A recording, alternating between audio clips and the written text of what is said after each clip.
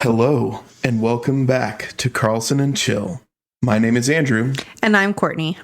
And boy howdy, do we have a lot to talk about. We're in Indiana. We are now currently living in Indiana. Yeah, we are.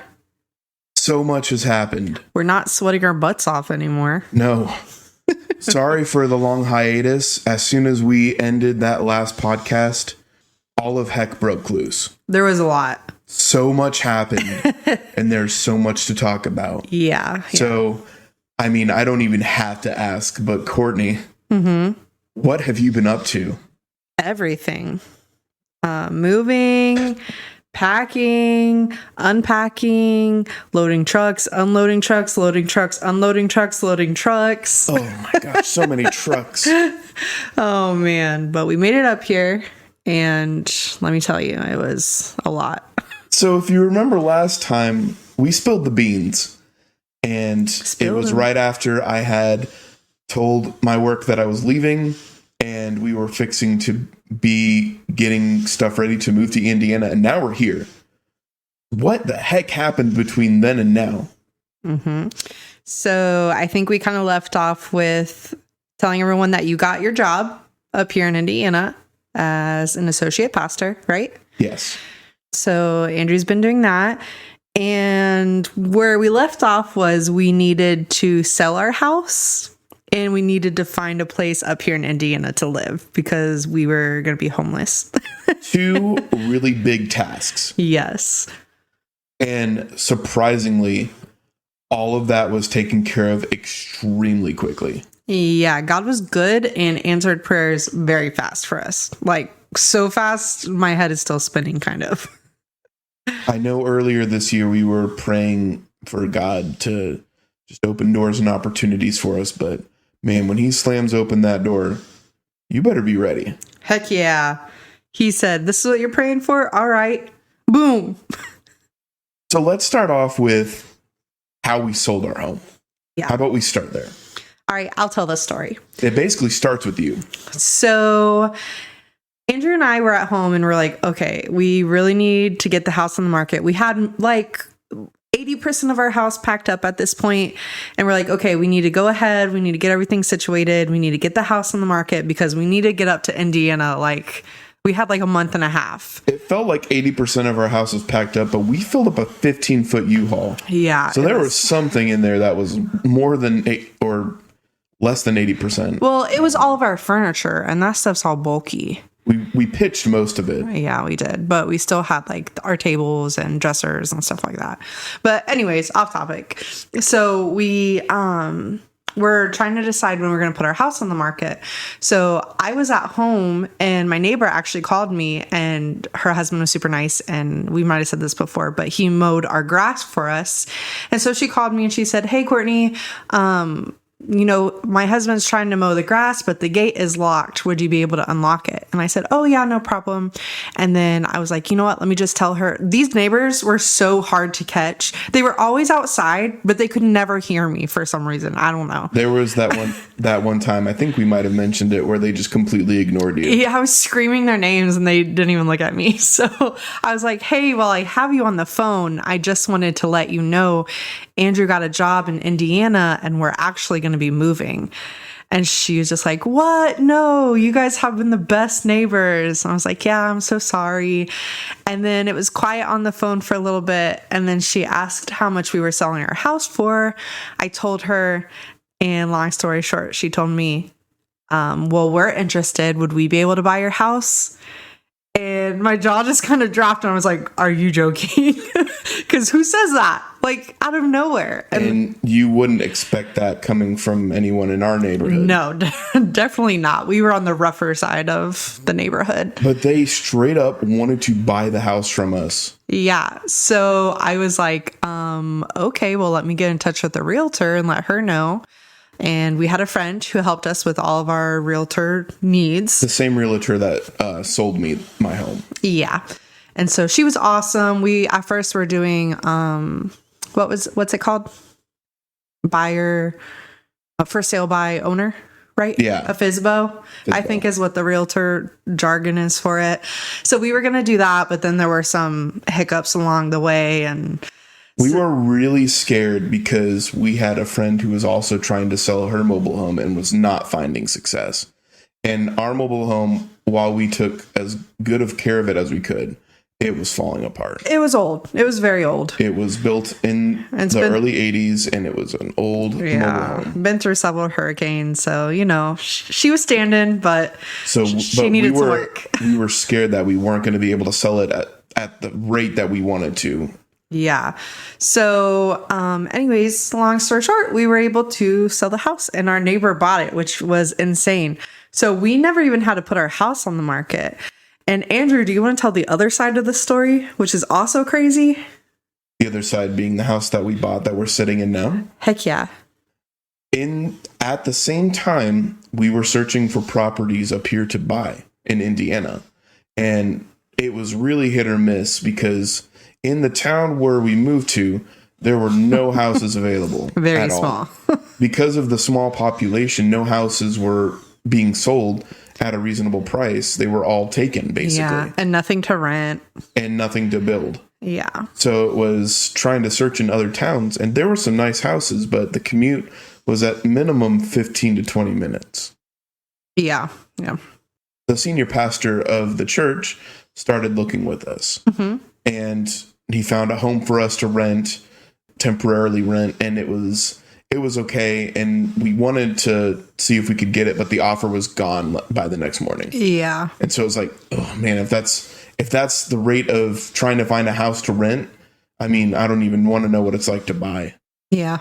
We were like, we're in trouble. We wanted to get up here, and we wanted to find a place to rent until we found a place to buy. But finding places to rent was harder than buying. Yeah, and we also felt kind of pressured because we were like, okay, well, we have to get up there before winter because cold and snow. Yeah. But also Andrew needed to start his job. So we're like, oh my gosh, we need to find a house. Yeah. And none of the places that were available to rent offered pets. Like you could have pets. They weren't allowed. So having 3 little munchkins, it made it very difficult. Yeah. But there was someone that the senior minister knew, and he got in touch with them and said, hey, I have a new hire who is looking to buy a house. Can you hold the house that you're about to put on the market for them? And they did. And so what we were able to find was a brand new built house that was within our budget. Yep. That was in the town. Yeah. Like 30 seconds from the church. Literally 30 seconds from the church. Like, tell me that's not a God thing. And the average house was built in the early 1900s here. Yeah. So having a new house was not common. Yeah. I mean, I don't know of any other houses that were more recently built other than add-ons or additions. So it was like, this is a brand new house. This is off the market. And this is in town. So we were like, if they can hold it for us, we would love to have it. We were basically like, we will do whatever you want us to do to get us into this house. So here's the conundrum that we very quickly ran into. In order to buy the house, we had to first A, sell our old house, and B, have a job. Yeah. And so me being in the middle of quitting my old job and not being able to start my new job yet, how was I going to be able to buy the house if I wasn't there? Yeah, and that was before our old house was sold. And then our neighbor started giving us signals about cold feet, and she's like, I don't know. And we're like, oh no, if this falls through, this is going to really mess us up. It was really scary. It was touch or go for a minute, but the realtor was awesome, and she did her job at reassuring everyone. And yeah. Both realtors were super awesome. Shout out to our realtors, both buying and selling. They were awesome. The amazing thing with both of them is our realtor back in Florida was a friend of ours, and she was super awesome. And the good news about the house up in Indiana is the realtor was also the owner. Yeah. So we were basically dealing really just with the realtor. And since she knew the market and she knew like house stuff and jargon. It's like we were talking directly to the seller. It was Phobo. It's a Phobo. Phobo. Fizzbo for sale by owner. What are you trying to say? Fizzbo. Fizzbo. We basically had two Fizzbos. Fizzbo. We were the Fizz and the Bo. I don't like it. It sounds like a clown name. Fizzbo the clown. Fizzbo the clown. So yeah, I mean, this all took place within a week. Yeah, it was like literally, we're like, people were asking us, when are you guys moving? When are you heading up there? I'm like, I don't know. We have to sell our house. We have to buy a house. And I know nothing right now. I was like, please stop asking me. I have major anxiety. And then we met them the next week and we're like, hey, we're leaving. Yeah. And then literally we're like, oh, you know how we said we didn't know? Yeah, we're going to literally be gone in like 3 weeks.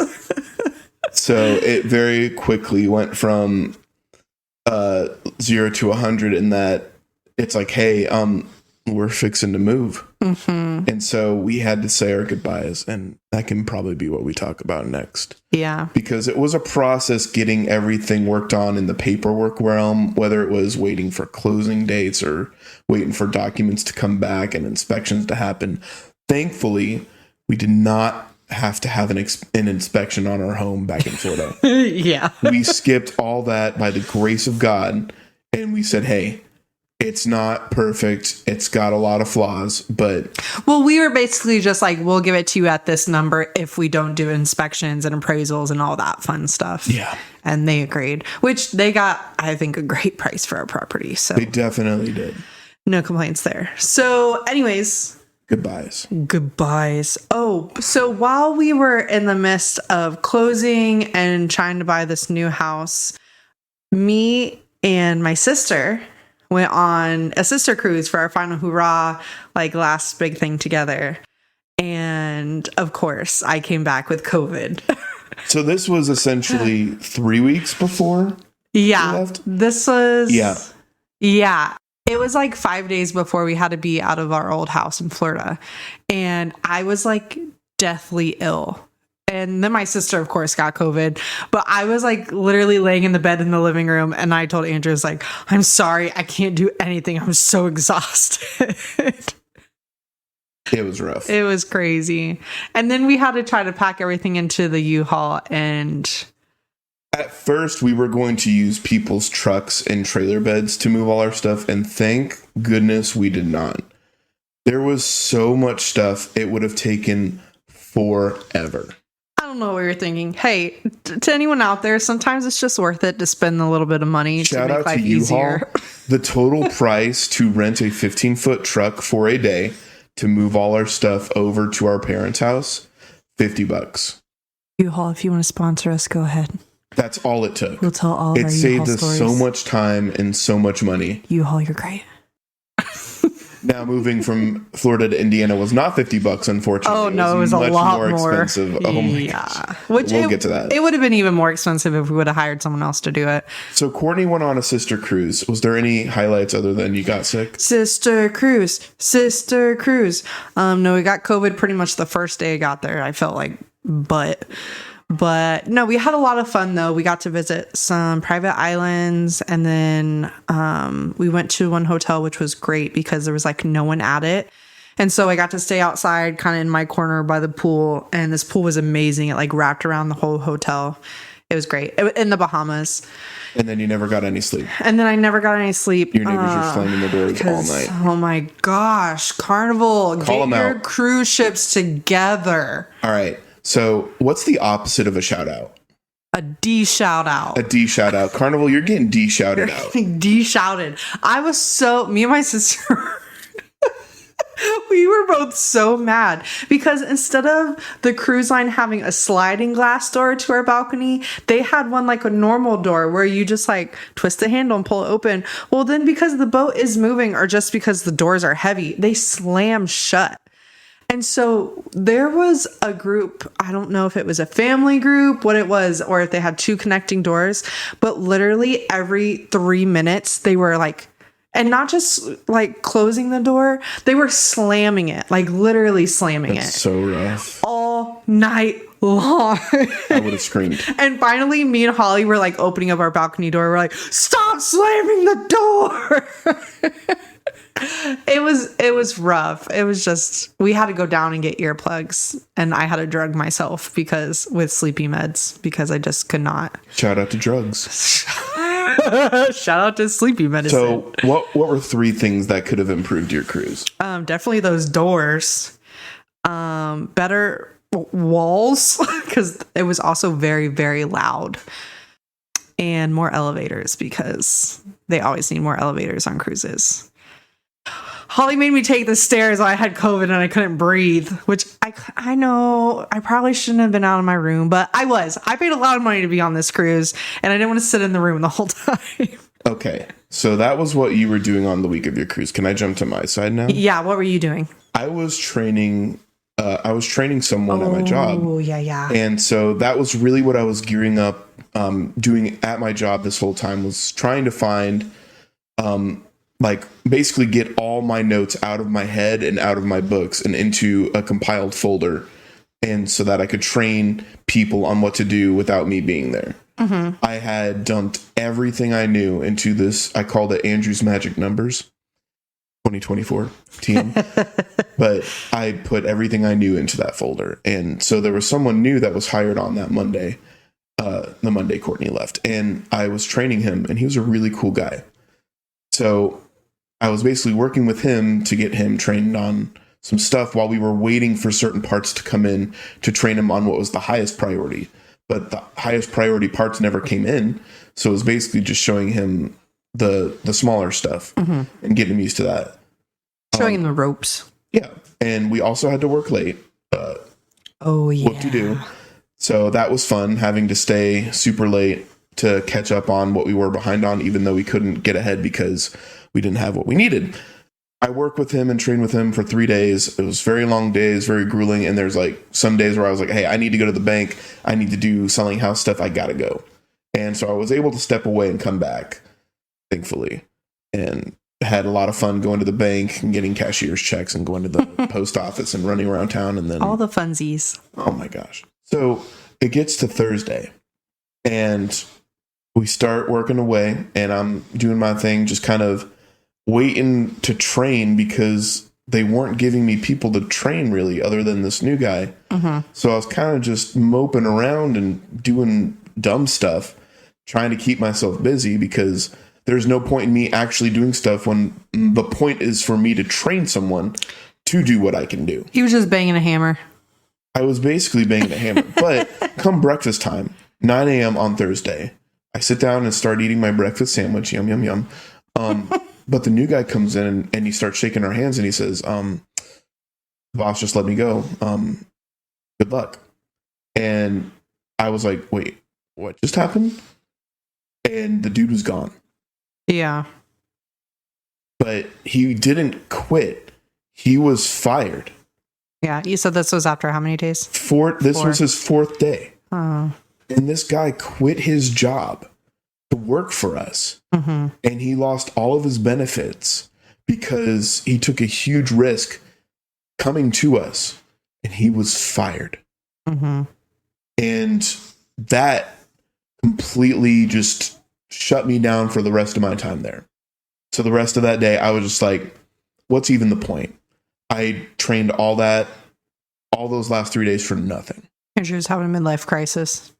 It wasn't a midlife crisis. It was extreme frustration in that I wanted to help set them up to keep them going, but they were messing everything up left and right. Oh, and that's on them. We've talked about this a lot. And it is on them. And unfortunately, there was nothing I could do. So I just banged a hammer for the rest of Thursday. And come Friday, I'm like, I'm leaving at normal time. And then that's when I found out Courtney got in touch with me and told me that she had COVID. And so I went to my foreman and I said, just so you know, my wife has COVID and I'm going to be going home and she's there and I'm going to be exposed. So I just wanted to let you know that so that I might be, come back positive or whatever. I was just saying, I just want you to be aware of that. And so right before I left, the foreman got in touch with the boss and said that the boss said, you don't have to come in next week and you can take care of your wife. Yeah. So that was great. So the twist was that that next week was my last week. I had set a final date to leave. And it was also only a 4-day work week because of Labor Day. So my last week of work, I did not go in. Yeah. And it's like, well, cool. Other plus side, I was paid for it. Yeah. So it was a paid week of work that I didn't have to do. And it was my last week of work. So I left on that Friday unceremoniously and without even saying goodbye. So it was kind of a huge bummer because I wanted to be able to say bye to everyone, but didn't get the chance to. Yeah, just with working there for so long. So in terms of goodbyes in that way, it was like, well, it is what it is, and more power to you. And then didn't really bother looking back. Side note, if you're wondering what it's like to load a U-Haul in 100-degree weather with 100% humidity, it's awful. 0 out of 10. What am I even trying to say? 0 out of 10. Don't recommend. No. Stinky. We almost died. Oh. We almost died on the first thing we loaded because unfortunately we chose to do the worst thing first. Because I wanted to get it out of the way. Because it needed to be. Our mattress, Mom and Dad, thank you for buying that for us as a wedding gift, but that thing is a big floppy giant boulder. It's so comfy when you sleep on it, but is the devil to try to move it. It's so heavy and so floppy. It was terrible. Andrew collapsed on the ground after he got it on the truck because he basically did it by himself because I was no use. Courtney was still in recovery, and I felt really bad. It was very difficult. We could have waited, but we just wanted to beat the rain because it was also starting to rain. Yeah, it was raining every day in Florida. Yeah. But anyway, so we had like a week and a half in between our closing date on a house in Florida and then being able to move up here to Indiana. So his parents were gracious enough to let us stay with them for that week and a half. But it kind of stunk because we had to move everything twice. So we packed our house, moved it into his parents' house, and then we had to unload the truck. And then a week and a half later, we had to repack the U-Haul from his parents' house and then move everything up to Indiana. So we basically moved twice. Basically. It was not fun. Thank you, Jesus, but it was not fun. No. So I know we've been talking about a lot of sad and negative things, and I don't want this to be like super negative. So it does get better. Let's talk about the positive. So in between that week and a half that we had at Andrew's parents' house, we got to do a lot of fun things. Yeah, we did. Like eat at all of our favorite places. Yeah, we had a bucket list of things we wanted to do before we moved. And we basically did all of them. Heck yeah. Even the ones that we thought fell through eventually came back around and we were able to do them. Yeah. So we got to eat at all of our favorite restaurants. All of our favorite restaurants that we knew were not available up here. Yeah. We got some good sushi. Mm. We were told that sushi was a rare find in this part of Indiana. So we made sure we got the good stuff. We got sushi twice. 3 times. 3 times. I got it 3 times. Oh, I went and got the good sushi while Courtney was on her cruise. Yeah. And then she FaceTimed me the one moment I was there. And she's like, hey, baby, what you up to? And I said, nothing.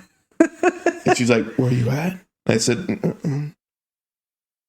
and she's like, why are you dressed? I said, got him. But I was like, I'm at Siam. And she's like, but he deserves it because he's a hard-working man. I was a hard-working man, just extremely frustrated. He's just a boy. He's just a boy trying to live his life. And that I did. So, yeah, and then we went back again together, and then we went on a lunch gathering with Holly and her family. Yep. And so that was fun. It was really fun. And then we also got to do a family gathering from my side. Yep. So some of my aunts and cousins got together. We made skyline chili. Well, they made skyline chili for us, which was delicious. First, we were going to get pizza, and then that fell through. And then, it ended up being the skyline chili, which was really good. Yeah. It's my first time having it. Yeah, Angie liked it. Yeah. So we got to eat with them. We also had a little get together for Andrew for his birthday. So on his birthday, we had to actually pack our U-Haul. So Andrew didn't have a great birthday. Worst birthday ever. But it was the worst birthday ever. Yeah, it was freaking hot. But I'm just kidding. But we had a lot of people help us. We did. And yeah, so many people came out to help us. And we are so extremely grateful for everyone who did. Yeah, we are. Thank you, guys. We appreciate and love you so much. But yeah, it was not a fun birthday party. Probably the worst one. He got no presents. He got no sleep. He had to be in the hot. Yes. But we got some really good popsicles. Oh yeah. Those are really good. Yeah. And then we got a cake and we got pizza. We got popsicles. We got a pie. We got a cake. We sang happy birthday. Yep. And then that next day was like our day of rest. We also had some goodbye gatherings at our churches. Oh, yeah, that was fun. So, not to go back to sad, but saying goodbye to kids is not fun. It was really hard. And we held it together pretty much most of the time, but when it came to that end, and they all circled around us and prayed for us, and then I was shown a picture that they took, and I was like, I couldn't do it. Andrew cried like a baby. And I cried because I was like, man, those are my kids. Oh, man, I know. I was a blubbering mess. So I was doing like the pickup for the kids when we had children's church, and we got to like one of the last ones. And it's this girl. She's in the 5th grade now, I think. And she just loves Jesus, and she like is going to do great things for him.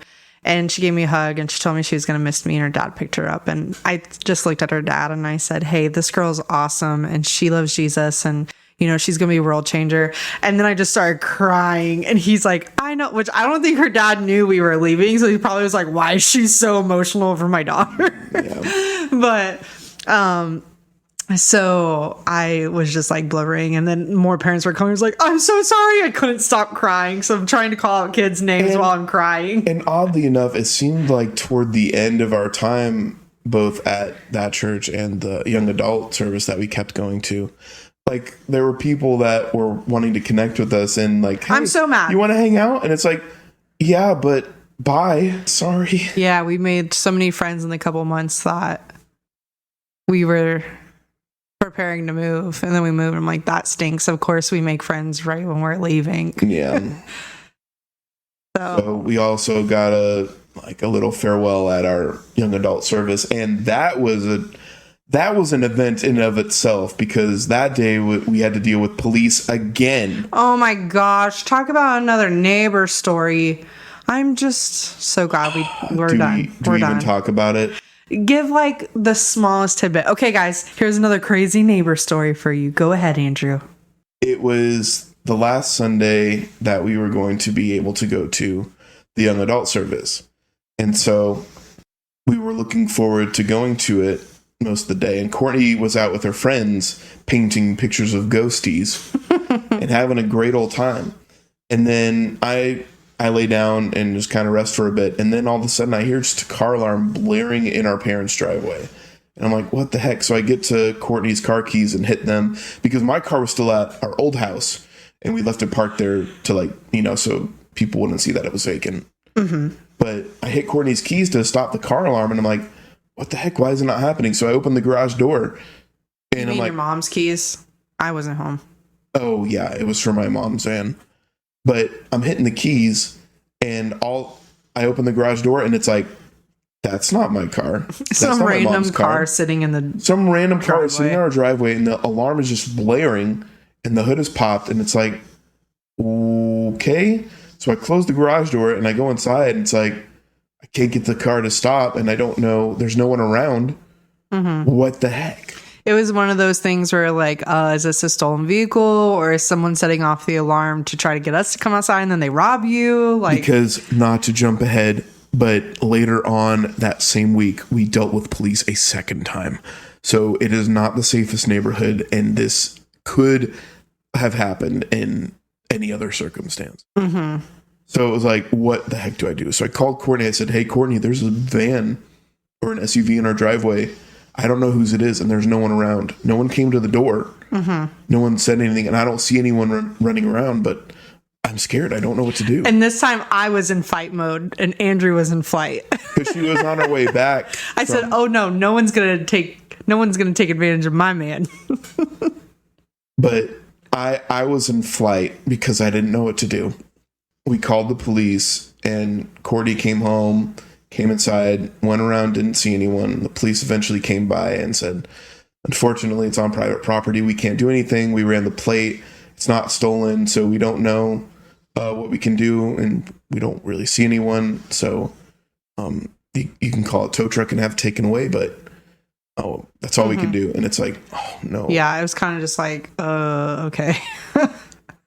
So it's like, well, I guess we got to call a tow truck now. At this point, it was near the time we were wanting to leave to go to that young adult service, and I had to say, "Hey, I'm sorry, but we're not going to make it. So we got to deal with the police again."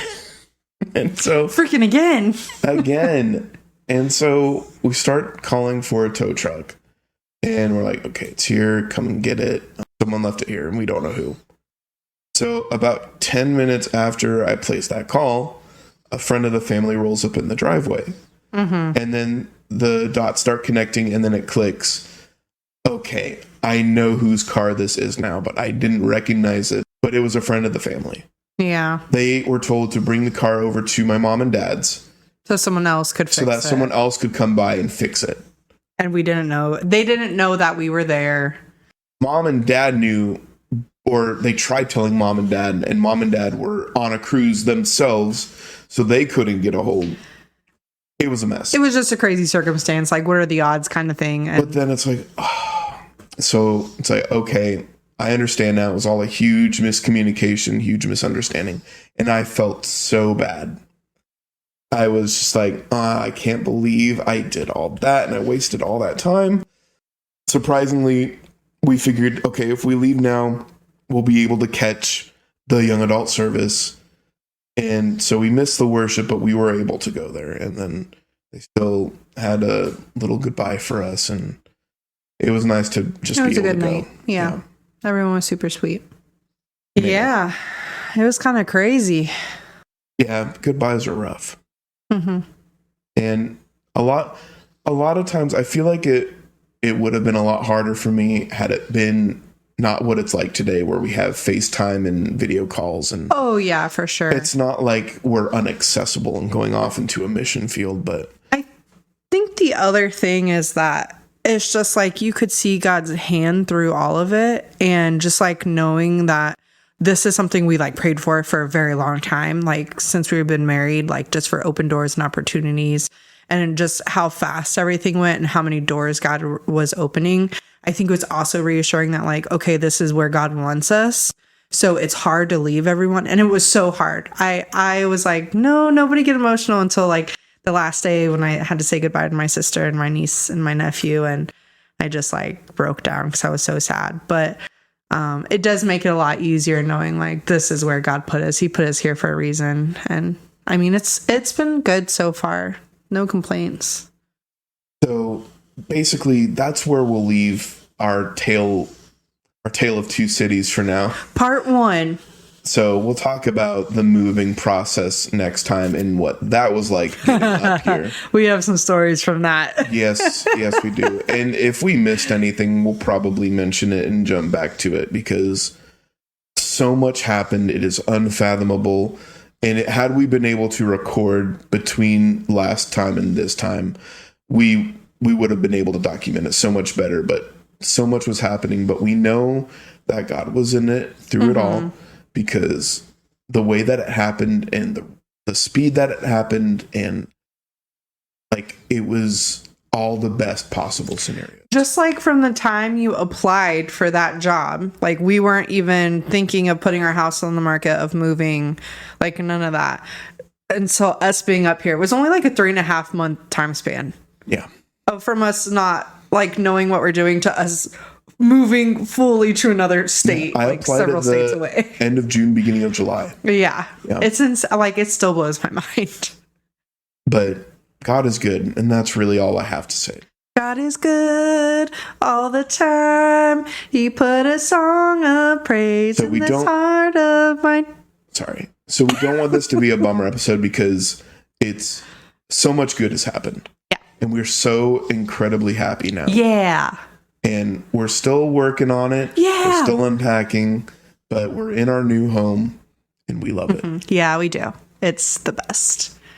Woo! Goodbye, old home. Hello, new home. Hey guys, we just want to take the time to tell you how much we appreciate you listening to us. Has anyone told you lately that you're awesome? Because if they haven't, you should hurt them. You're awesome. Wait, whoa. Okay. Maybe not hurt them. Don't hurt them. Hurt them emotionally. Don't do that either. Okay. Oh no. All right, rewind. Hey guys. So but seriously, we just want to thank you guys for everything you've done for us. And we know that you guys have been itching. You guys have been itching to hear us from again. Please keep this in. I will. You guys have been itching to hear from us again, and we wanted to get back to it, get back in that rhythm so that we can still connect with everyone and, catch you up on what we're doing. So if you want to listen to our conversation, hit us up on YouTube. And be sure to like and subscribe and listen to us on whatever platform you choose. Yeah, go ahead and give us a follow. We are pretty much basically on every platform. Think about it. We're on that platform. Oh, okay. I was thinking. I was asking the listener. All right, on the count of 3, say what you're listening to it on. 1, 2, 3. Spotify. Oh, not us. Not okay, you. Just listener. Okay. Go listen to us on Spotify, Pandora, YouTube, iHeartRadio, RSS. We're on the internet. We're there. You can find us. You can find us. So, no, I'm just repeating. So thank you again. We really appreciate it. Back to the episode. All right, Courtney. So do you have any recommendations? I do maybe have none. You don't have any? My brain is trying to decide what it wants to do.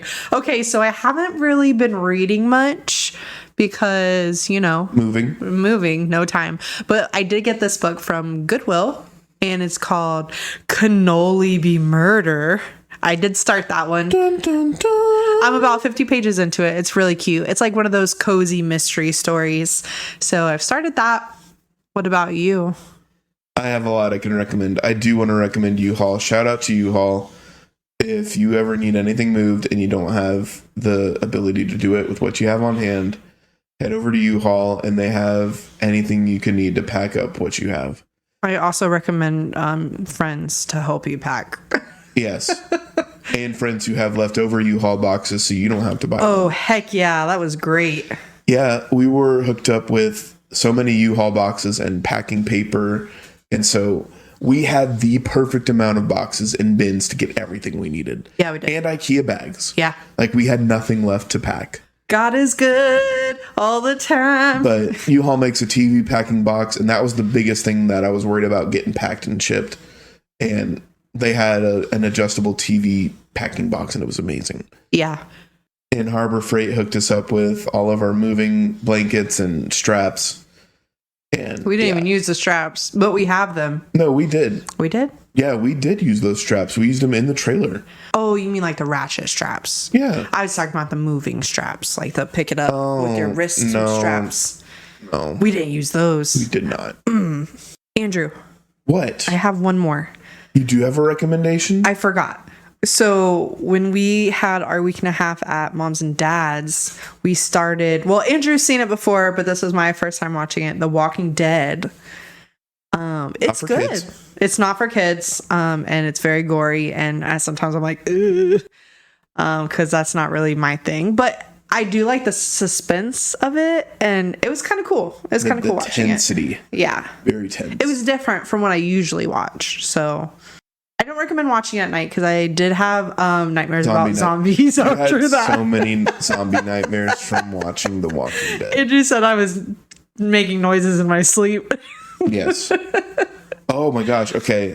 Little side note. Can I talk about so I slept on my mom and dad's couch because I didn't want to sleep on an air mattress because I hate air mattresses, and me being a big boy, me and air mattresses have never gotten along together. So I slept on my mom and dad's couch. There was a point when I was sleeping that I had a dream that I was being chased by little girls and they were trying to steal my cookies. So I was holding on to my cookies and they were trying to grab them and they were reaching and crumbling them up and they made me mad. So in my dream, I'm like, Courtney, can you get these girls off of me? And she said, no, baby, I can't do anything. I'm like, fine. So I went and I straight up kicked them in my dream. But what happened was I kicked in real life and I just chucked a basket that was in front of my feet and just kicked it onto the floor. It had kid toys in it. And then they started talking. And so I kicked in real life and it was funny. And then I turned to Courtney. I said, those girls wanted my cookies. Because I fell asleep on the couch that night, like on the other couch. And I was like, oh my gosh, because it scared me. And then he said, I was having a dream someone stole my cookies. It was a rough week of sleeping. Yeah, but we made it through. We did. We made it through. So that wraps up our recommendations. Is there anything else that you want to add, Courtney? I want to add that you're beautiful. I know this is a little bit of a shorter episode, but don't worry. We definitely have a lot more to talk about, and you can expect a lot more coming from us. Heck yeah. Thanks for listening. Thank you for being a friend. All right, Courtney. Leave us off with something meaningful. Punch life in the face today. Nailed it. Wasn't too short, and we didn't take a lot of pauses. No, we didn't. I think it'll be easy edit. It's because we know what we want to talk about. It's whenever we don't know that we want to talk about that everything just gets the pauses are longer and the awkwardness is so extreme. The awkwardness is there. But yeah, I'm glad that we were able to do this. High five. Ew. Gross. I just lifted my foot. Marley. Marley's barking now. She's taking a nap. She had a dream someone was taking her cookies. Marley, did someone take your cookies? Get the cookies? Get them. Get those cookies. Get them. Get the cookies. Get them. Okay. And now she's storming off. Oh no, she's gonna go get them for real. Let's go. We live in Indiana now. Heck yeah. My butt hurts. Let me get up. I'm sorry we don't have a cushy couch no more. I cannot wait till we get our podcast officially set up. Our podcast set up. Well, what if we got something to go behind the table and we can clamp our mics up? This is what I have to deal with.